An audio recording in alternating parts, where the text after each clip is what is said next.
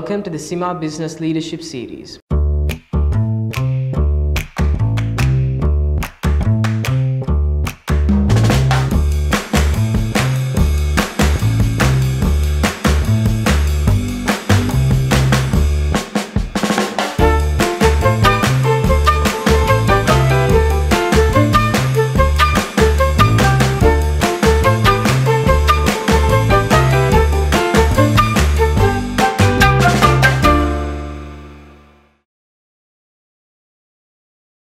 We are here at Connect in the very beautiful Shangri-La Hotel to have another very insightful conversation with today's guest, Ms Melanie J. Kanaka.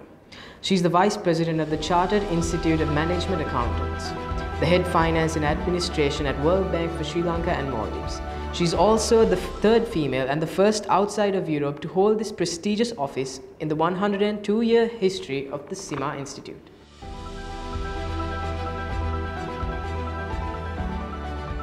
Hello, Ms Melanie. It's an absolute honor to have you on the show. How are you doing? Very well. Thank you, Amantha. A good evening to you, and thanks a lot for getting me involved in this show, and My happy pleasure. to answer all the questions you have for me. So could you tell us a little bit about your career and what made you join this specific field? That's an interesting question, Amantha. My career is actually in management accounting, but I've come there through a long journey. I'm also a first degree holder from the University of Sri Jawadnapura with a first class in BCom honors, and of course beyond that I've got my master's from the US from the Emory Business School. So what actually happened is that when you looked back in our career, our university career, the time we joined the university, there was a lot of unrest. There was student unrest plus the insurrection in Sri Lanka. So a 4-year degree typically took 6 years to complete. So what happened to me was right after my A-levels, I embarked on CIMA because I thought that was something I could have as an add-on. But more than an add-on, that became mainstream. Purely because before I could graduate from the University of Sri Jawadnapura, I had already completed my CIMA exams. So that gave me the initial opening for a position at the FCC Bank as a management trainee. Half qualified through my first degree, but obviously CIMA passed finalist. So one thing led to another, and then after I graduated with my master's, I came back, joined the corporate world, and here I am with a finance background and in this field. Amazing. So what made you actually stick around even after you were done with your CIMA degree? Stick around at the university?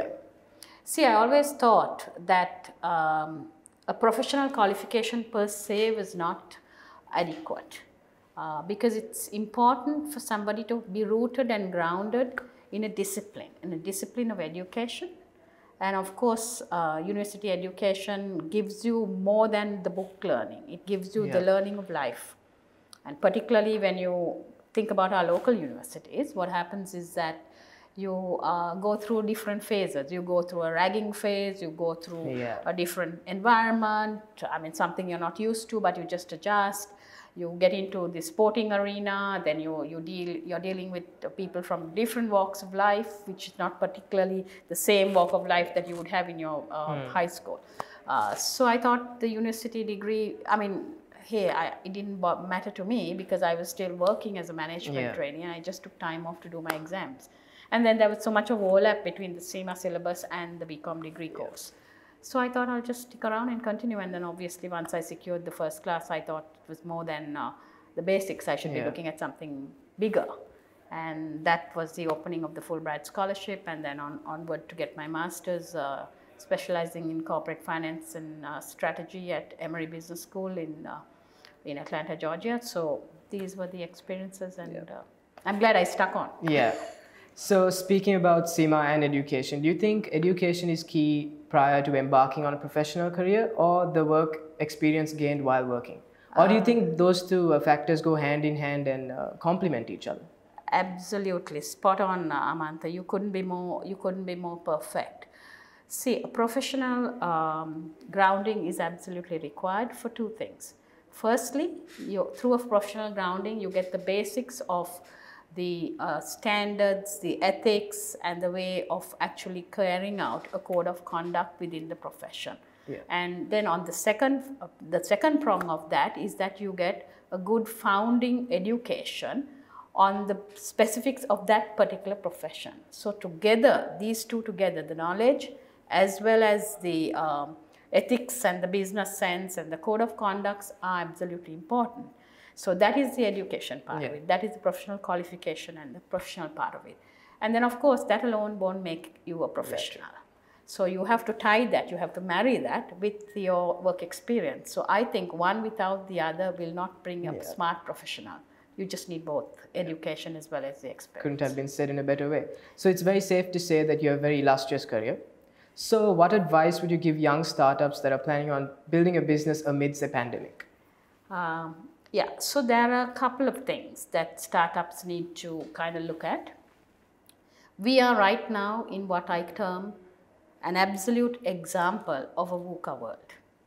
You have a situation that is volatile, that is uncertain, that is complex, and that is ambiguous. So for startups, I think it is important that you actually start building certain things around you, things like adaptability, agility, vision, understanding of the business sense. So how I put it in a nutshell to you is, if you have a situation that is volatile, you bring about understanding there and you get to know the whole thing. So the volatility, you face that volatility with something called vision. Yeah. So as an entrepreneur, now startup, you need to have vision of your business. So the volatility aspect of it, you can counteract it with your vision. Then the uncertainty. Yeah. The world is uncertain. We saw it in the pandemic. It's been absolutely uncertain. So you actually counteract that uncertainty with understanding. Yeah. And then if you go back to the complexity of it, you have to tide over the complexity with absolute clarity. You need to be clear about what you want to do so that you can move your team with you with that clarity. So the complexity, you handle it with clarity, and the ambiguity, there's so much of ambiguity around you, how you should handle it is with agility. Yeah. So I think in summing up it all, for a young entrepreneur, for somebody who's starting up, you need to have your vision, you need to have your understanding around you, you need to have clarity in what you do, and you absolutely need to have agility so that you can move from transition from one situation to another and come back that uncertain environment. Maybe experiment new things as well. Absolutely. Innovation is key, absolutely. So another question I have is, what key changes do you think companies need to adopt in a post-COVID economy? Right. I think when it comes to post-COVID economy, I think there are a few fundamentals that we need to think about. So I would just leave behind 4 points where this goes, So I would say agility is absolutely important. And with that, you need to have technology. And technology is technology at the point of the need. So you need to look at things like cohesive collaboration through linkage in technology. We're talking about the world of connected services, Internet of Things. You need to look at things like cloud accounting, where you can host your financials in the cloud so that you don't really need a stand-up server with you to carry out business. Then you also need to have artificial intelligence, machine learning. Those are on the technology aspect of it. Then there's another aspect that we need to think about, which is innovation and adaptability. And when I say innovation, we need to be able to innovate. You just spoke about innovation in the last point, Amantha, and you were spot on there. So innovation and obviously adaptability. And when I say adaptability, I mean change of mindset. It's how we change and how we accept the change in the environment. Look what happened to all of us. The rigidity of micromanaging, the 8-hour work shift, the physical meetings, overnight, it turned into a virtual environment. Zoom, that's where Zoom came in. All the Meet Teams, all of this. And it also brought about an idea of trust. It actually brought, you need to trust your employees. Today, lots of them are working from home, and you need to trust them, whether they are putting their 8 hours or not, but they're still delivering what they have to deliver. So you have to base it on trust. So that's the adaptability aspect. And of course, no corporate, whether in the private or public sector, can manage to tide over pandemic situations without resilient leadership. So the leadership has to be there, and the leadership has to be focused, and it has to be absolutely resilient. So those are the key things. Amazing. So how do you think the role of accountants will be changing, especially post-COVID? Yes. So I think, that's very, very important thing. And how I see it is, see, you have the technology taking over things, machine learning, the artificial intelligence, all of that taking over the mundane part of the finance world. So what does it leave the accountant to do? What does it leave the financier to do? Good question. There are 4 things that financiers need to think about. They have to begin to be the champions of resilience. Within their organizations, they have to be the right hand and the left hand of handling, to be resilient for the company, and to ensure that key strategies are put in place that bring about sustainability of the environment where they're working, and also the resilience, so that even if there is a downturn or a downfall for a moment, you can spring up again and be resilient. So we become champions of resilience, drivers of change. We have to be the front end and the frontliners to drive the change. So that is also, and absolutely important in addition to that, is to be the experts of business acumen. Yeah. We need to be on top of the game. We need to be there with our management and provide management with the knowledge so that they can drive through their digital strategies to ensure that their businesses are successful and sustainable. Yeah. And here's a question that I need to know an answer for. What inspires you to do what you do on a day-to-day basis? It's a good question. There are good days and bad days, like everyone has. I think I've embarked on a journey, and I believe that anyone who has embarked on a journey, it's like driving a car. So you go through a long journey. There are times when you have to step on the brake. There's times you have to turn off the road. There are times you have to reverse. And there are times you have to do the U-turns. So it obviously means that in one's life, you will have these ups and downs. But I think it's important to keep motivated and be focused in whatever we do. I mean, there are setbacks. So how I motivate myself is whenever there's a setback, whenever there's a roadblock, whenever there is something that is, sometimes then external environment throws roadblocks at you. Sometimes it is your own mindset within you. And that's when you have to push those aside and break those. So I just equate life to a long journey, like anything. Like you're driving up to Norelia and there's a trailer fall on the road. What do you have to do? You have to reverse. Or you find a side road and you do a turn off, or you do a U-turn. So there will be setbacks. But I think you need to have your own motivation coming from within yourself. Yeah. So how did you reach your level of success given the sector's gender gap, especially amongst leadership? Yeah, so that is actually a question which I think there again, I have followed very, very simple things. I have always thought that you need to be the best you can in whatever you do. You give it your best. Your best may not be the best of what is expected, but it is your best. And to that, I like to share a cliche or a story that I learned from my former swimming coach, the late Aditara. What she said was, your competition is not the person swimming on your left lane or your right lane. Your competition is a stopwatch. So do the best you can. Yeah. So that was one premise that I always thought of. And then another simple thing that I carry with me is do the ordinary things in life in an extraordinary way. And the extraordinary things will just automatically follow.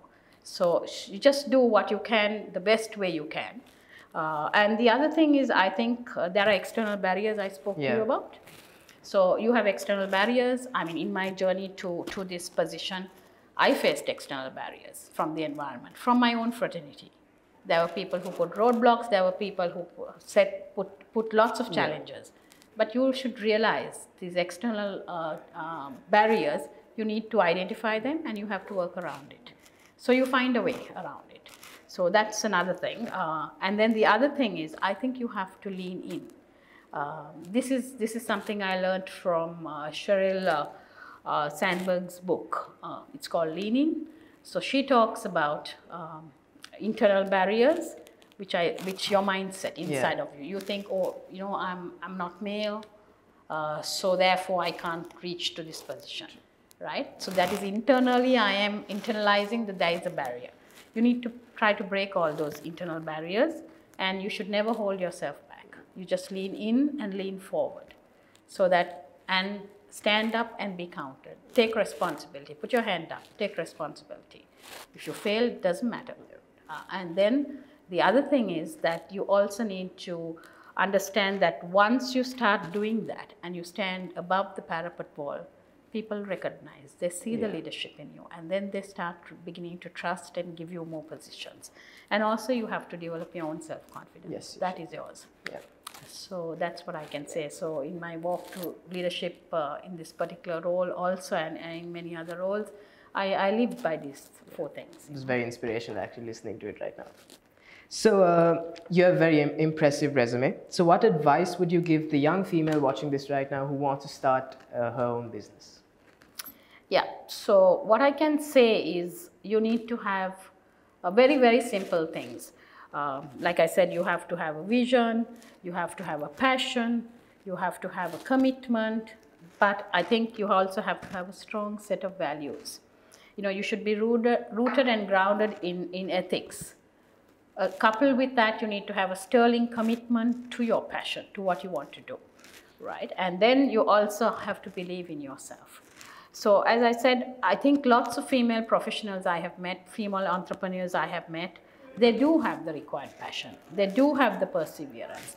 They do have the resilience, the grit and tenacity. But unfortunately, sometimes the playing field is not even. Yeah. But that's when I say constantly keep retooling yourself. Stretch beyond what is required. Stretch beyond, stretch outside the shores of Sri Lanka. And you will realize that you can make a mark in the international arena. I have, and I'm certainly sure lots of people can do that. But they have to be committed. They have to have a passion for which that commitment has to be there. They have to have a very strong set of values and ethics. And they have to believe in themselves. So what I can tell them is, don't fear failure. The only thing you need to be terrified of is regret. Because the birth of regret is, the birth of failure is regret. And don't regret anything. Try to, and believe in yourself. If you know, if you have the commitment and the passion and you know that you can achieve it, believe in yourself. Have that faith in you. Never mind failing once, never mind failing twice. It's the tenacity to go on that will bring you the ultimate and the lessons success. you learn from it.